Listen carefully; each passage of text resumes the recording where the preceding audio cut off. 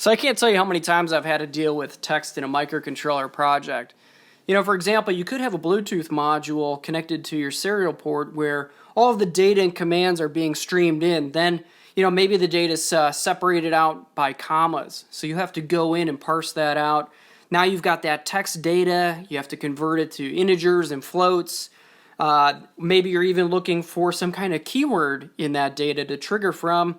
Then, you know, you've got to send data back out through the Bluetooth module. So you've got to package up all of your data, formatted and encoded in such a way that then on the receiving side you can parse it all out. So we're going to talk about all of that, and you can easily see now how important it is to really understand how to work with strings. So let's get started. All right, so we're going to do everything in the Arduino IDE here. I've got an Arduino Uno set up here so we can test everything we're doing in real time here, and I will give you this project file when we're all done here. And it's going to be a long one, so I'm going to post in the description below shortcuts or timestamps where everything is, okay? So check that out. And before I get started, I do have to point out that we're only using character array strings in this video. We could do things with the string object type, you know, where we're using the string class, but I tend to use character array strings more often because depending on the platform I'm working with, not just Arduino, but any of them, I might not always be in a C++ environment. So the character array string is just more portable that way. So that's what we're going to talk about. All right, in the first lesson here, we're going to talk about size and length of strings. So I'm going to create a new tab here, and we're just going to kind of build this out so you can go ahead and do the same thing. Now, this is like the best way of learning how to code is just build these like little test sketches out, play with things, play with different ideas, you know, until you really grasp the concept. It's a lot easier to do it this way than to try it in your actual code, you know, like for a real project, because then you've got too much going on. So the first thing I want to talk about, though, is a character, because these character strings are just arrays of characters. So here we've got one character here, and I just want to show you that we can pass that in to serial.print, and it'll print that out, and we should see A there. And you see that the character is in single quotes. The size of it is the size in memory. How many bytes in memory does this character take up? And of course, we should expect that to be 1. So let's upload that and just prove it out. Yeah, 1 character equals A, size of is 1. No issues there, but I want to put that out just so we've got it. All right, and the next thing now, we're going to build out our first character string. You see, we've got 9 characters in that string, just like that. I'm going to print that out, also do a size of that string, and also this function here, string length of that. So what do you think this is going to show in this? Let's upload and see. All right, now you see size of is returning 10, length is returning 9. So the length is correct, but size of is showing 10. Why? The reason for that is because when we declared this string up here, it's adding on a null character or an end of string character right here. So that's very important. The null end of string character is extremely important, and you'll see why here in a few minutes. So right up here, I declared this string with this data, and it automatically knew that this is going to need 10 bytes in memory because you've got the string itself plus the null character. Down here, we've got char string 2, and I'm not going to fill it up with data. I'm just going to say, hey, I need 100 bytes in memory for that string. And then I'm going to loop through that string, the entire string, all 100 bytes, and fill it up with random junk, random ASCII. So right here, this is going to return decimal values, which correspond to ASCII. Let me pull up that ASCII chart. So just Google ASCII table and you'll see this. So you see the decimal values here. I'm just going through 32 to 127 or 126 or whatever.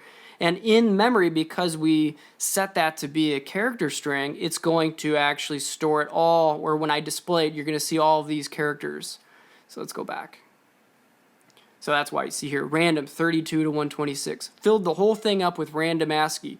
No null characters though. So what do you think is going to happen when we print this out? All right, now we're going to print that out. We're going to look at the size of it and the length. So here's where it gets kind of weird. Look at this.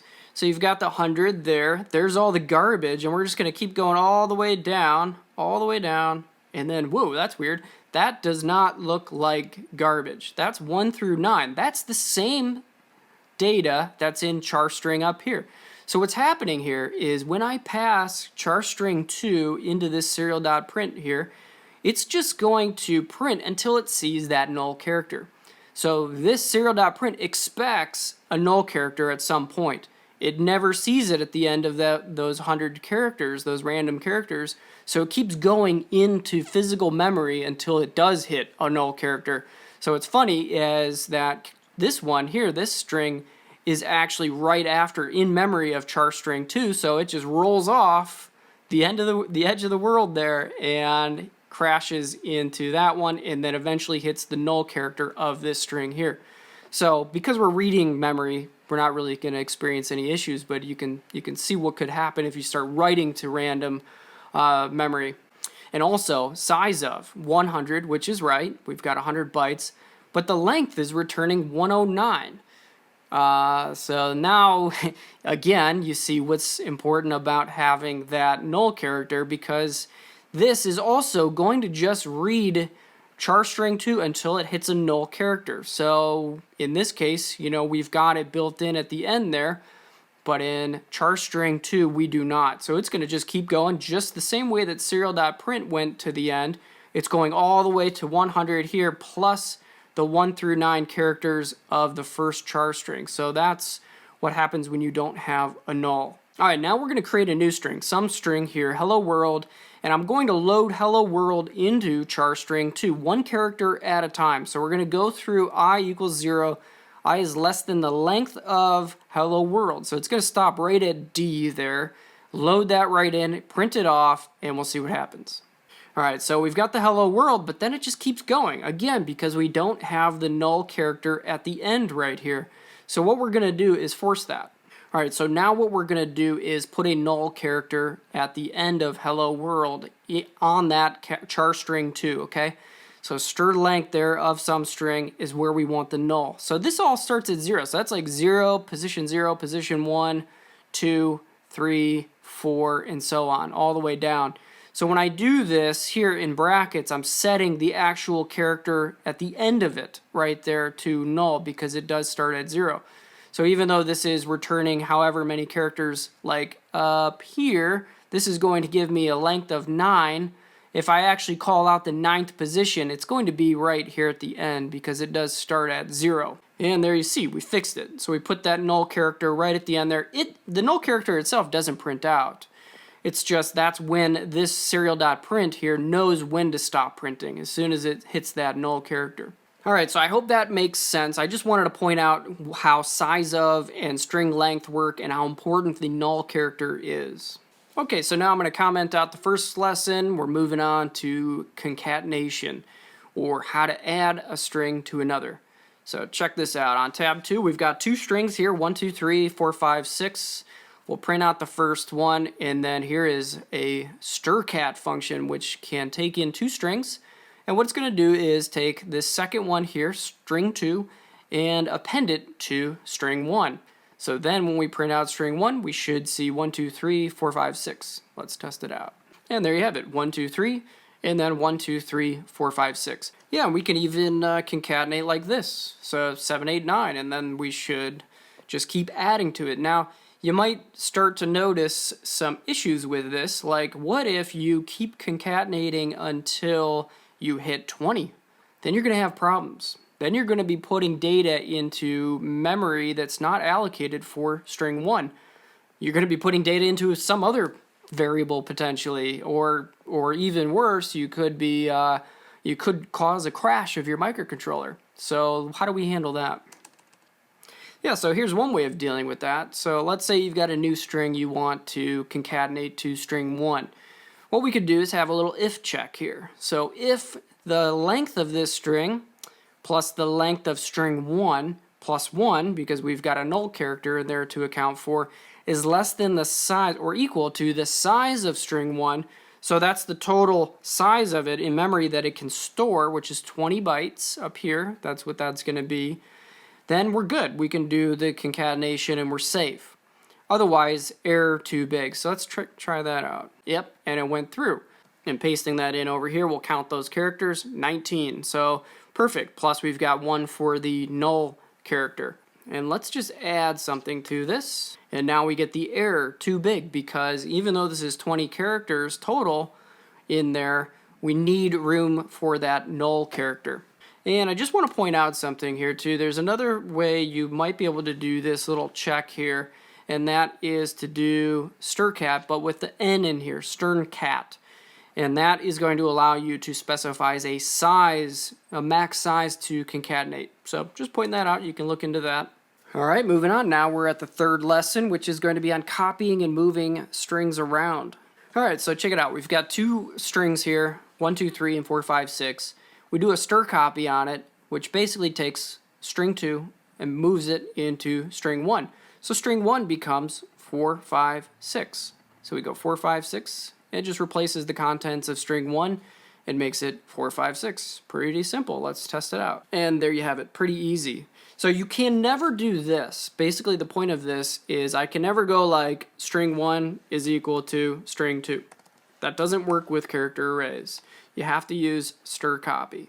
And also, to protect yourself, use the stern version of this, strn copy there, which then allows you to specify a max size for the copy, which I always set to the destination size. And that's just in case string 2 is bigger than string 1, you're going to have a crash. You're going to copy more data over into string 1, and just like I discussed, it's going to go over the size of string 1 into other parts of memory. Upload that again just to make sure everything's good. 4, 5, 6. Cool. Now again, we can do the same kind of deal we did before, where we check to see if it's going to fit, and if it fits, we can go ahead and proceed with the copy. Otherwise, we can print out an error message. Same thing as before. We're looking at the size of the string we're going to copy, which would be this. I want to move this here into string 1, but first I'm going to check if the size of it is less than or equal to the size of string 1. And I'm doing a size of here because I'm just going to copy the whole thing over into string 1. But I could do string length, like if I did this, which is valid. That's 100 bytes. Here, the whole 100 bytes is not going to fit into 20, but I know that just this part would, so I could check just the string length of it to see if it would fit. So that is one way of doing it. Of course, you also keep in mind that you'd want to add in +1 for the null character. Now I'll just test that out. And there it was. Copied over successfully.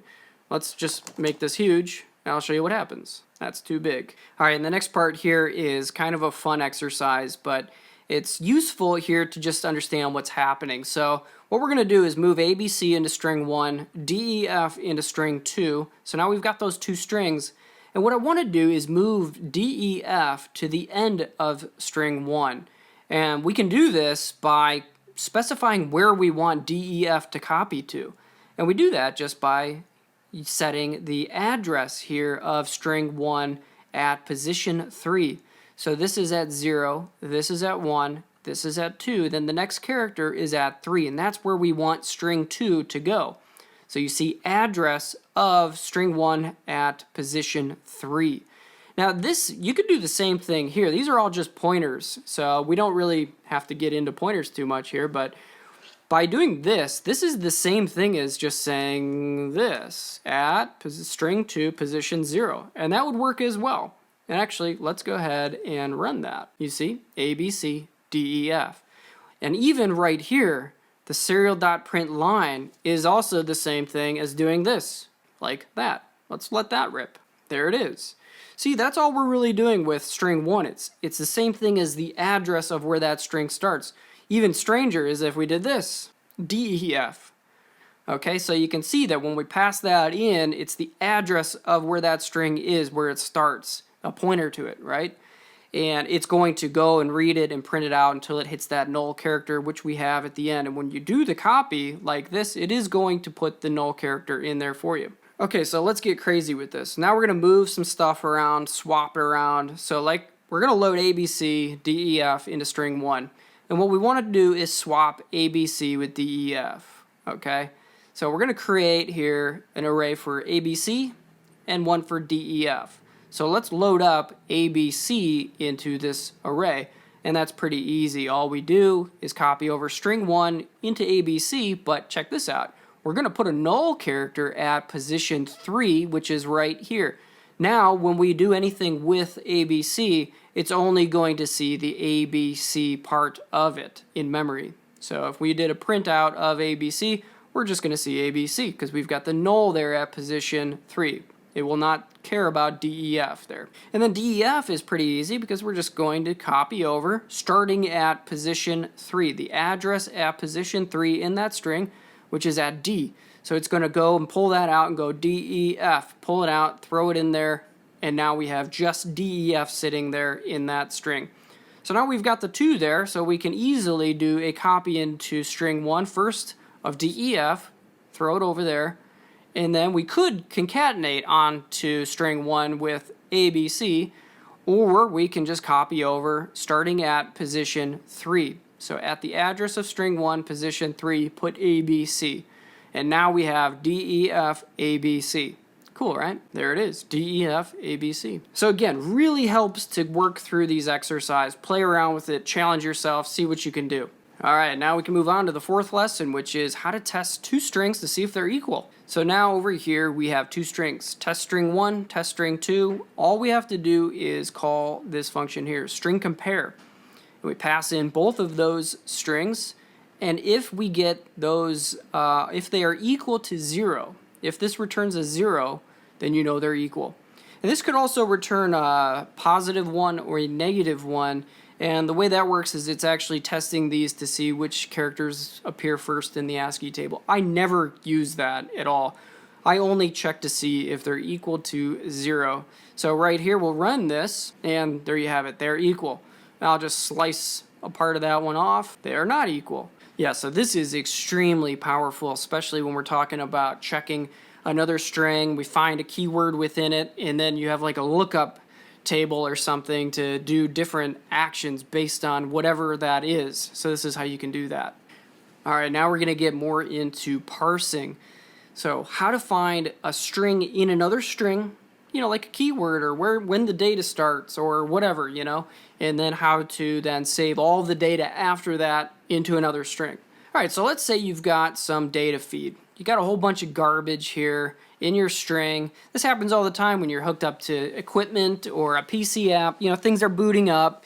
So you might have a pin kind of wiggling out there, tri-stated, and you get all kinds of data on it, that makes no sense. So let's take this for example here. All of the data doesn't start until you hit this keyword Kevin. And then after that is your good data. So what we want to do is find Kevin first, and then save all of the data after it as our data to do something with. So our keyword is Kevin, and we're going to go hunt for that Kevin keyword.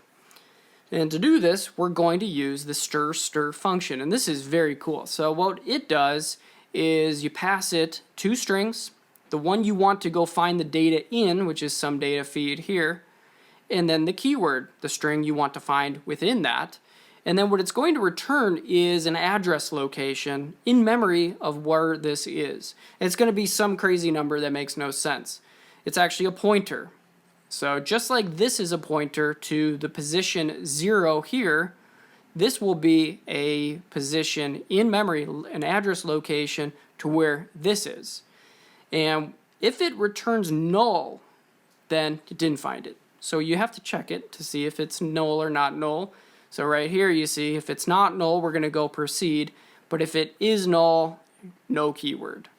So what we want to do though is find the actual position in memory, like where, or not in memory, but in the string. So if it started here, we'd want to know, hey, it's 0. If it started over here, that would be 0, 1, 2, 3. Now, just like this is a pointer with some decimal value, address location, we could subtract this position here in memory from this position here in memory, and then that would be where it actually is in the string. So that's what we're doing here, an integer position in the string. So where the pointer is to the found data here, minus some data feed, which is this, which is again where this is here in memory. So then we print that out. Keyword starts at position in string, and let's just test that out. So there it is. Keyword starts at 16. So if I went 0, blah, blah, blah, blah, blah, which I don't feel like counting, so I'm just going to subtract all this out and test it again. Keyword starts at 2. 0, 1, 2. Okay. So then how do we strip it out? How do we strip the keyword out and pull out our good data? Well, let's create a new string called good data. We'll specify its length to be 20. And we're going to do a copy now, just like we did in a few lessons back. But what we're going to do is go and find where this position is here, Kevin, but advance it forward by the length of Kevin so that all we get is the end data here, 1, 2, 3, 4, 5. So you see here, what we're going to do is take the address here of some data feed, which is here, but at the position in string, which was 2, now it's whatever it is, plus the length of the keyword, so whatever this is, 1, 2, 3, 4, 5. So now we would be right here, and then copy that over, but make sure, we bound it by the size of good data, and then print that out, and you see right here, it works. 1, 2, 3, 4, 5. So that's very cool, right? So we can now save all of the data after our keyword and do something with it. All right, so now in lesson 6, we're going to build off of lesson 5 because now we can find the keyword. Now we're going to do something with that data. And let's say the data has multiple pieces of data within it, all separated by a comma. How do you pull those individual pieces of data out? So check this out. Now we have our keyword right there, and then we have 1, comma, 2, comma, 3, comma, 4, comma, 5, which is a float there, 5.1203. So now we're going to pull out each one of those pieces of data, and we're just going to scroll down here. I had to make good data a little bit bigger, so now it's holding 50 characters. And what we're going to do down here is parse it out. So we've got it. Now we've figured out the keyword. Good data is only going to contain this part right here. The delimiter is going to be a comma. That could be anything you want, really. I'm just using a comma because it's pretty common. But sometimes a comma can get you in trouble. Like if you're going to pass like 5,000, 5 comma with 3 zeros, that could get you in trouble. So maybe you want to pick a very unique character that wouldn't be used. And we're going to store each one of those into parsed strings, which is going to contain 5 character strings, each with 20 characters. And here's the function we're going to do that. Stirtoke, which takes in the data we want to parse out with the delimiter. This is going to be a pointer. I don't think I mentioned that up here. This is a pointer as well, and we tell the compiler it's a pointer with the asterisk symbol there. So now it's going to point to some memory address location. Same thing with token here. So stirtoke is a very cool function that you pass in the data you want to parse out with the delimiter, and it will start right at the beginning of where that data is. So right here at the O, it's going to go until it hits the comma right here and then stop. Okay, now at this point we can store token as its own character array. So that's what we're doing right here. So you see, we're going to do a copy right here from token to parse strings 0, and that's our first one, and that will be 1 right there. And then if we call on stirtoke again but pass in a null to it, it's going to remember its last location in good data. So it's really cool, actually. It's a little confusing at first, but it's very, very powerful. So now if we loop through and do stirtoke over and over again on it, it's going to work its way all the way through good data until it hits the end of it. And we only have 5 pieces of data in here, but if it ever does not see anything or doesn't hit a comma, it's going to return null. So like right here, I don't actually check, but I could check if token is equal to null here, or not equal to null before I go and try to store it. But, in this example here, I just want to show you just how the function works. So we work our way right on through. So, the first one we found was at 0, and then we can go from 1 to I less than 5, so I to 4, or 0 to 4, and we get all 5 of those strings stored into parsed strings. No checking here, just wanted to show you how this works. And then print out all 5 of those parse strings. So again, let's go and try this out. So there we go. Keyword starts at 16. We print out the good data, parse it out 1, 2, 3, 4, and also the float there. All right, now that we can parse comma separated data out of a string, what do we do with that data? And now we're going to talk about converting that data to numbers, and then again from numbers back into a string. All right, so we just printed out all 5 of those parsed strings, and now we want to convert it. And to do this, we have to know what each of these pieces of data are. So in this case, I changed them all so that this is an integer, this is going to be a long, this is going to be a float, and text, and then some more text. And to do this, we're going to do a to I. So this is going to convert that to an integer, the first one. We'll print it out. So now we actually have an int that we can go and do stuff with.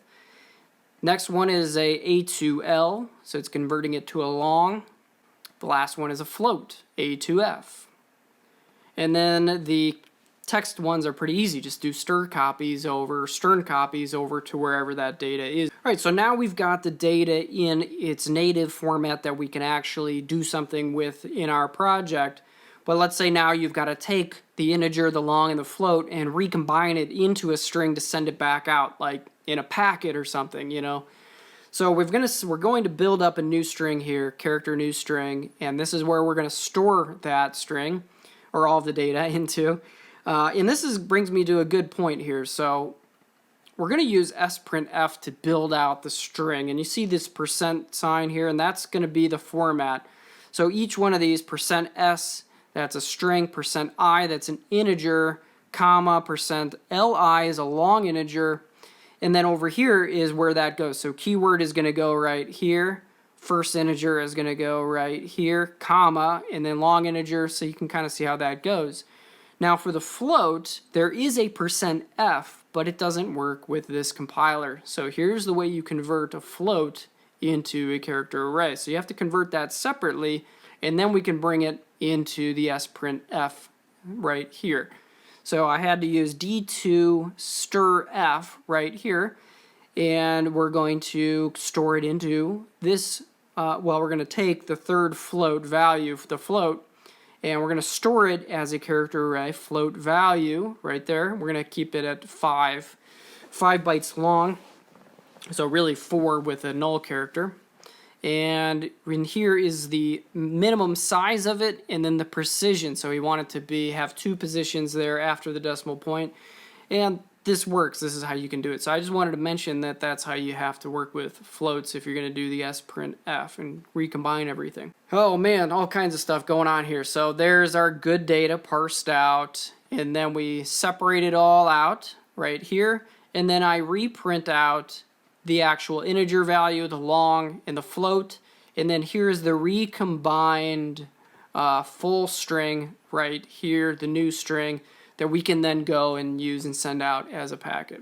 All right, so that's lesson 7. We're almost done. All right, now lesson 8 is a little different from what we've been doing, but it's very important as well, and that is how to pass strings in and out of functions. So just real quick here, we've got 2 functions up here at the top. One is to pass a string into it, and then one to return a string back. So you see the asterisk there because all of these character arrays are just pointers, right? So right down here, what we're going to do is pass a string in, and what we're actually doing is passing in the pointer to this string. I want to pass this. And this is just a pointer to the address location of where this string starts. So if we go and pass that, it's going to pass it in and then print it out. Now we're actually passing a pointer to this string, so we can modify it within this function, which is also important to note. And I guess you could do this as well, so you could actually have the function itself be a pointer to a string, so it returns a string back to you. So you see down here, when I have this here, I have a new string and I want to copy in the contents or whatever is returned from giving me a string back to that new string. I can do that and print that out. So let's just run this and I'll show you what happens. So there you have it. I want to pass this is up here, and then something back is what the new string becomes. So just throwing that in here just as a quick reference. All right, now the last lesson is going to pull everything together. We're going to do something useful with everything we've learned so far. We're going to read in data from the serial port, parse it all out. Okay, so something actually real here. So check this out. All right, so what we're going to do is first send a little message out to the user as to how the data should be formatted. So we've got a keyword here, my data equals, which we've got up here, and then the raw data buffer where everything is going to be stored.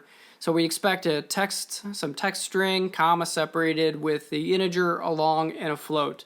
And that's the data that we expect to come in. And then we jump right into a while one loop here so that we can test this over and over again and continuously send new data into the program to test it. All right, nothing happens in here until we get new data in. So we've got new serial.available is greater than 0. So we've got new data. We're going to go in, read it until we see a new line character here. So that basically means new line is set down here, new line. And we are going to store that data into the raw data buffer up here, which is a character string. We're going to give it 100 bytes there. And right here, we're going to read bytes until we hit that new line character, or we hit the limit here, which is going to be the size of raw data -1. And the -1 is important there because we're going to attach a null character at the end of it, because when we're sending the data down, we can't really pass in a null character from here. So we're going to actually add that in ourselves. So we get the new line character, we stop it there, but then we're going to add on the null character, which is what we do right here. So this is actually kind of nice because serial.read bytes until will return a count of how many bytes were read in until it hit that new line character. So we're going to use that to set where the null character should go. So raw data at byte count location equals null. Then we just print out the raw data so we can see that we got it all in successfully. And then we're going to go and find the keyword. So same thing as before, we're going to do stir on the raw data, looking for the keyword at this location here. And if it found it, we would not get a null here at the keyword pointer, so we can keep going through. If we did not, I'm going to go all the way down here. We can say, sorry, no keyword. Then we go, and same thing as before, we're going to look at the data position. So the keyword pointer minus the raw data is where it is, plus the length of the keyword. Now we know exactly where the data starts. We're going to use the comma delimiter. We're going to have 4 parsed strings out, each being 20 characters long. We're going to keep track of the count too. So let's say the stir toke fails out. We don't have all 4. We're gonna fail out of this and let the user know we've got an error. Now here's something cool you can do with stir toke too. You can pass it a pointer to where the data position is. So raw data here, instead of wasting memory and storing the good data in another string array, we'll just pass in the location here of where that raw data where the data good, the good data starts. So right here, by doing that, we know that right here is where that starts. So we're going to pass it at, the memory location, the address location at the data position that we calculated right here. And now we're actually doing some really good checks here. So this is making the code production worthy. So we're first checking to see if the token is not null. So we actually found the comma, so we're good. And also that the string length of the token is less than the size of our parse strings of 0. So it's actually going to fit within the size there of that string. And then we can go ahead and do our copy over from token over to parse string 0, increment our data count, and then keep on going through. If it's too big, we'll say, hey, it's too big. And then we're going to keep going through the remaining 3 strings that are in there. And here we go. We're going to now pass a null into stir toke, which will then now keep going through. And you'll see there we're doing the I equals 1 less than 4. And we're doing the same thing. We're checking to see if the token's not null, and it's going to fit into parse strings, incrementing the data out, storing everything over. And then right here, when we're done with all of that, it'll tell us how many strings we found, and then print those strings out. And then we're going to move into converting everything over to our local variables that we can use in our program for real stuff. So we know one of them is an int, the long, the float, and then of course the first one is the text. Only if we found 4 strings are we going to proceed here.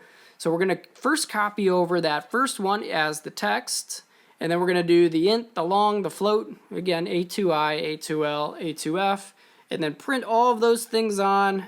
If we had a fail there, we would have said no, data's no good, and then that's all there is to it. So let me load this up and I'll show you how it works. Okay, so I got my data up here, and I'm going to fill it up with garbage before the keyword, so it actually has to go in and hunt for it, which is very common again. You're going to see this a lot when working with devices. So we wait until we hit this start keyword right here, my data equal, and then we've got our text, we've got our integer, the long, and the float. So let's let this rip. And there's our raw data. It found 4 strings, some text 180, minus 180, the long there, 5.23, and then it successfully parsed it out. Now let's actually do that same thing. All right, now I'm gonna just show you how it can fail. So what I'm gonna do is, like, let's take out a couple of these like that. Okay, some text and then just the minus 180. And you see we get token too big, because it can't find it. It's failing all over the place.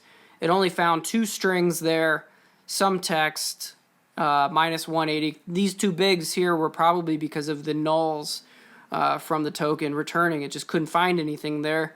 Some text, minus 180, data no good. So you see that it successfully will get through this, and we can run this again. I'm just going to actually put that whole thing back in there and test it again to show that we didn't totally crash it and we can still run our code. And here we go again. And there it is. So successfully recovered. Wow, that was a long video. So hopefully you found a lot of this useful and somewhat interesting. So that is everything I've got on character strings for now. Let me know if you like these kind of videos, by the way. Thanks for watching.